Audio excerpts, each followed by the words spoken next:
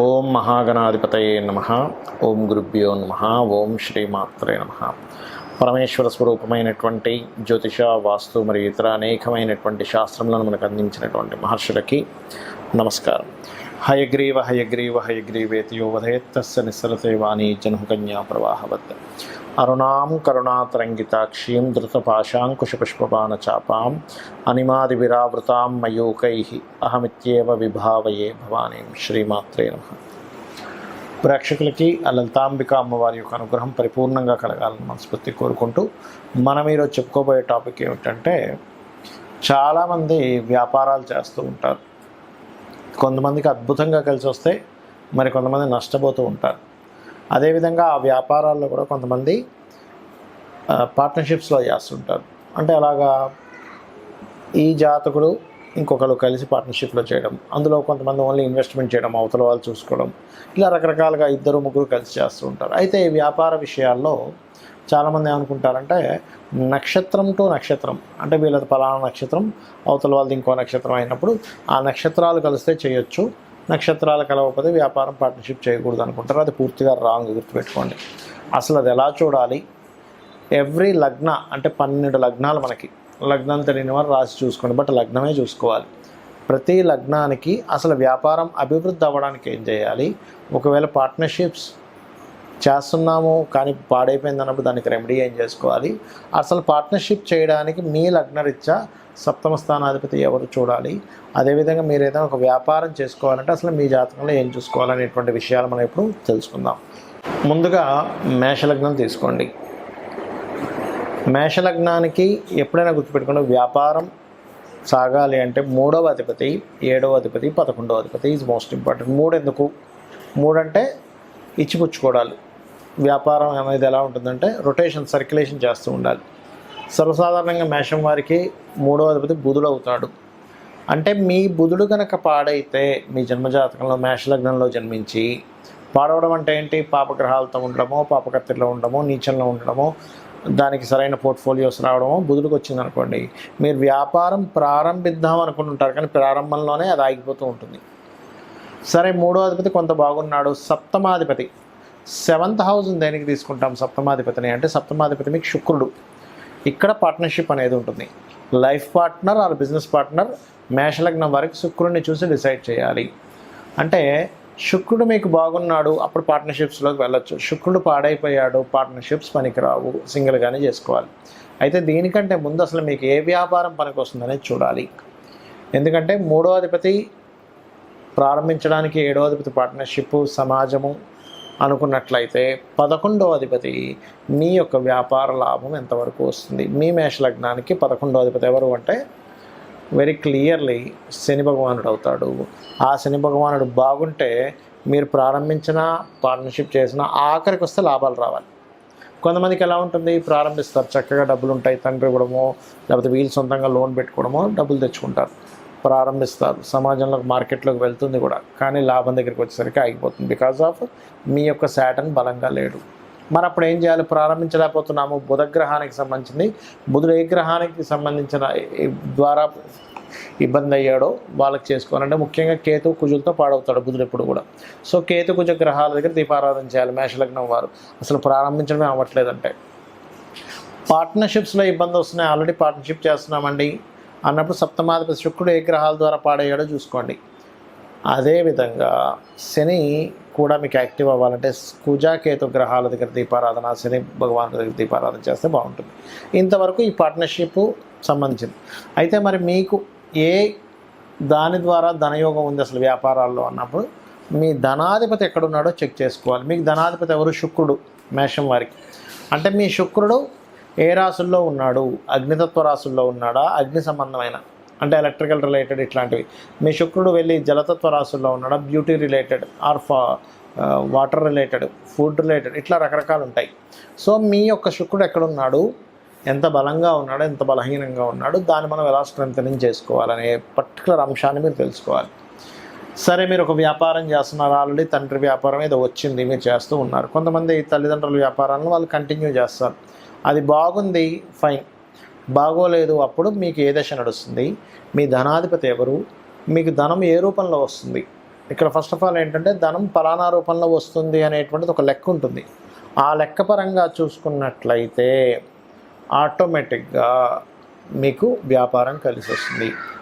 కొన్నిసార్లు కొంత లెక్క ఉంటుంది, ఆ లెక్కలు కూడా వేసుకోవాలి. దానికి నేను మీకు ఎండింగ్లో చెప్తాను. బట్ నేను మీకు చెప్పేది ఒకటే, మీరు వ్యాపారంలో బాగా కలిసి రావాలంటే మేషం వారు నిత్యము ఓం నమో నారాయణాయ, ఓం సంపత్కరీ సమారూఢ సింధుర వ్రజ సేవితాయ నమః అండ్ ఓం మహాగణాధిపతయ నమః, ఈ 3 చేస్తూ ఉండండి. ఖచ్చితంగా మీకు కలిసి రావడం జరుగుతుంది. అసలు ఒక వ్యాపారం కలిసి రావాలి అంటే స్టెప్ బై స్టెప్ నేను మీకు కొన్ని విషయాలు చెప్తాను. అంటే నేను చూసిన అనేక వందల వేల జాతకాలు, అనేక మందితో మాట్లాడి అనేక వ్యాపార సంబంధించిన అనుభవాలతో చెప్తున్నటువంటి అంశం గుర్తుపెట్టుకోండి. పాయింట్ నెంబర్ 1, మీకు ఇంట్రెస్ట్ ఉన్న వ్యాపారం చేయాలని రూల్ లేదు. మీకు అనుభవం ఉన్న వ్యాపారం చేయాలి. ఎప్పుడైనా గుర్తుపెట్టుకోండి, ఇంట్రెస్ట్ వేరు, అనుభవం వేరు. ఇంట్రెస్ట్ ఉందండి, ఫైన్, దానిలో కూడా రాణించవచ్చు. కాబట్టి దానికి ఎంత కష్టపడాలనేది ఒక క్యాలిక్యులేషన్ చేయాలి. ఇక్కడ ఒక వ్యాపారం మనం ప్రారంభించేటప్పుడు ఆల్రెడీ డిమాండ్ ఉన్న వ్యాపారం మనం చేస్తున్నామా, డిమాండ్ని క్రియేట్ చేస్తున్నామా అంటే చిన్న ఎగ్జాంపుల్ చెప్తా. డిమాండ్ ఉన్న వ్యాపారం అంటే ఏమిటి? ఇప్పుడు స్కూల్స్ స్టార్ట్ అవుతాయి, నెక్స్ట్ స్కూల్ బ్యాగ్స్ అమ్మడం ఇస్ డిమాండ్ ఉన్న వ్యాపారం. మనకు మొన్న కోవిడ్ వచ్చింది, ఆ టైంలో మాస్కులు బాగా అమ్ముడుపోయాయి. బాగా వర్షం పడుతున్నప్పుడు మిరపకాయ బజ్జీలు ఎవరైనా కొనుక్కుంటారు. బాగా ఎండగా ఉన్నప్పుడు ఈ జ్యూస్ సెంటర్స్ కానీ చెరుకు రసం బండ్లు కానీ ఇవన్నీ ఆటోమేటిక్గా అమ్ముడుపోతాయి. దాని గురించి మీరు పెద్దగా పబ్లిసిటీ చేయక్కర్లేదు. మనిషికి అవసరం, అవసరం బట్టి కొనేసుకుంటాడు, అర్జెంట్.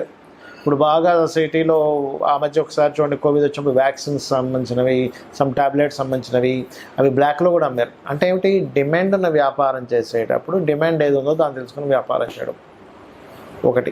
రెండవది డిమాండ్ని క్రియేట్ చేసి చేయడం. అంటే ఒక వ్యక్తి ఒక వస్తువును ఒక రకంగా అమ్ముతున్నప్పుడు దాన్ని ఇంకా బాగా తయారు చేసి వేరే వాళ్ళకంటే నాది బాగుందని చూపించుకొని మార్కెట్లోకి వెళ్ళి అమ్మడం.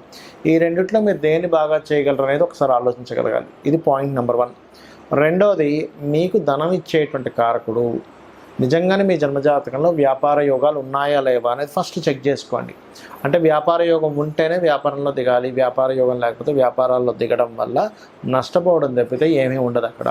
దీన్ని ఎలా చూస్తారు అంటే బుధగ్రహం ఎలా ఉంది ఈజ్ మోస్ట్ ఇంపార్టెంట్. లాభాధిపతి ఎలా ఉన్నాడు, ధనాధిపతి ఎలా ఉన్నాడు. నిజంగానే బుధుడు రాసులకి లేదా ఈ యొక్క వ్యాపార కారకుడితో సంబంధం ఉందా, స్వేచ్ఛాయోగం ఉందా, అంటే శనికేతువులు ఎలా ఉన్నారు, శని రాహువులు ఎలా ఉన్నారు ఈజ్ మోస్ట్ ఇంపార్టెంట్. ఇక్కడ ఏదైనా ఒక వ్యాపారం సరే మీకు కలిసి వస్తున్న వ్యాపారం తెలిసింది, అందులో ఏంటి, అది సర్వీస్ ఓరియంటెడా ప్రోడక్ట్ ఓరియంటెడా తెలుసుకోవాలి. సర్వీస్ ఓరియంటెడ్ అయితే సర్వీసెస్ చేయడమే. అంటే లైక్ ఏదైనా ఇప్పుడు స్కూల్స్ ఉన్నాయి, సర్వీసెస్, అది ప్రోడక్ట్ కాదు. రియల్ ఎస్టేట్ సర్వీసెస్ అంటే మీరు మధ్యలో ఉండి మధ్యవర్తిగా ఎవరికైనా అమ్మిస్తున్నారు, కొనిపిస్తున్నారు, దట్ ఈజ్ సర్వీస్. అట్లా సర్వీసెస్ చేసేవి. డాక్టర్ ఉన్నాడు, సర్వీస్. ఆస్ట్రాలజర్ సర్వీస్, వాస్తు కన్సల్టెంట్ సర్వీస్, లేదా ఒక జాబ్స్ పెట్టించే కన్సల్టెన్సీ పెట్టుకుంటారు, అదొక సర్వీస్ అనమాట. అదేవిధంగా ఏదైనా ఒక రెంటల్స్కి ఇస్తున్నాము. ఇప్పుడు షామ్య మనకి ఇవి ఉంటాయి, ఏది ఒక వంట సామాన్లు కానీ లేకపోతే పెళ్లి సామాన్లు కానీ రెంట్లకి ఇస్తుంటారు. నువ్వు ఎనీథింగ్ నువ్వు ఒక రెంట్కి ఇచ్చి మళ్ళీ ఆ రెంట్ మీద తీసుకునేది కూడా సర్వీసెస్ కిందకే వస్తాయి. అంటే నువ్వు అక్కడేమీ ప్రత్యేకంగా నువ్వేమీ అమ్మట్లేదు, నువ్వు ఒక సర్వీస్ చేస్తున్నావు. నీకు సర్వీస్ ఉందా, బిజినెస్, లేకపోతే ప్రోడక్ట్ ఉందా ఈజ్ మోస్ట్ ఇంపార్టెంట్. ఇవన్నీ ఒక ఎత్తు అయితే ఏ బిజినెస్ అయినా సరే దానికంటూ ఒక లెక్క ఉంటుంది. చాలామంది తెలియని విషయం ఏంటంటే బిజినెస్ పెడతారు, నెల రోజులు చూస్తారు, 2 నెలలు చూస్తారు, అమ్మో మన వల్ల కాదు ఇది తీసేయాల్సిందే అని ఇమ్మీడియట్లీ తీసేస్తారు. ఒక మొక్క మనం నాటినప్పుడు, ఒక విత్తనం వేసినప్పుడు ఆ విత్తనం చిగురించి పైకి రావడానికి దానికి ఒక టైం పడుతుంది. అది మొక్క అవ్వడానికి కొంత టైం పడుతుంది. దాని రక్షణను ఇవ్వాలి, దానికి ప్రొటెక్ట్ చేయాలి ఆ మొక్కని, ఏ మేకలో అవి ఇవి తినేయకుండా. అది కొంచెం పెరగడానికి ఎరువులు వేయాలి. దానికి ఒక కొలమానం ఉంటుంది, 2-3 సంవత్సరాలు, 4 సంవత్సరాలు, 5 సంవత్సరాలు మనకు పండు వస్తుంది. ఆ క్యాలిక్యులేషన్ రిస్క్ తెలిసిన వాళ్ళు దాన్ని యాజ్ ఇట్ ఈజ్గా ఒక రైతుకు తెలుసు. అదే మనకు చిన్నపిల్లడు అనుకోండి, రోజు ఆ విత్తనం వేసిన దగ్గర తీసి ఇంకా మొక్క రావలేదు ఏంటని చూస్తూ ఉంటే అది మొక్కే రాదు. సో ఈ క్యాలిక్యులేషన్ ఫస్ట్ ఆఫ్ ఆల్ మీరు తెలుసుకోగలగాలి. ఇంకోటి, అనుభవం ఉన్న బిజినెస్లు ఎందుకు అన్నానంటే, అనుభవం ఏం చేస్తుందంటే, ఇప్పుడు చూడండి ఒక చిన్న ఎగ్జాంపుల్ చెప్తాను మీకు నేను. ఒక బిజినెస్ ఉంది. ఏమిటి ఆ బిజినెస్ అంటే, చిన్న ఎగ్జాంపుల్ మీకు ఏం చెప్తాను, ఒక జ్యూస్ బిజినెస్సే ఉందనుకుందాం, లేకపోతే ఒక పాల వ్యాపారమే ఉందనుకుందాం. ఒక ఒక ఒక వ్యక్తి పాల వ్యాపారం, ఇద్దరు ఫ్రెండ్స్ పాల వ్యాపారం ప్రారంభించారు. ఒక వ్యక్తి ఏమో లక్షలు లక్షలు సంపాదిస్తున్నాడు, ఇంకో వ్యక్తి ఏమో అప్పుల పాలయ్యాడు. అదేంటారు, నువ్వు ఒక 50 గేదెలు తీసుకొచ్చాను, నేను 50 గేదెలు తీసుకొచ్చాను, బట్ మన ఇద్దరం ఎందుకు సక్సెస్ అయ్యాం ఫెయిల్ అయ్యాం తీసుకుంటే, ఇతనికి అనుభవం ఉంది. ఎలాంటి అనుభవం ఉంది? సక్సెస్ అయిన వ్యక్తికి ఒక గేదెని చూసినప్పుడు, ఒక ఆవుని చూసినప్పుడు ఆ దాంట్లో సెన్సిటివ్ తెలిసిపోయేది, ఇది జబ్బులో పడబోతుంది అని. అదొకటి. రెండవది, ఇక్కడ ఇతను ఓన్లీ పాలతోనే వ్యాపారం చేశాడు, కానీ మిగతా వచ్చేటువంటి వాటితో కూడా ఈయన వ్యాపారం చేశాడు. ఏంటి?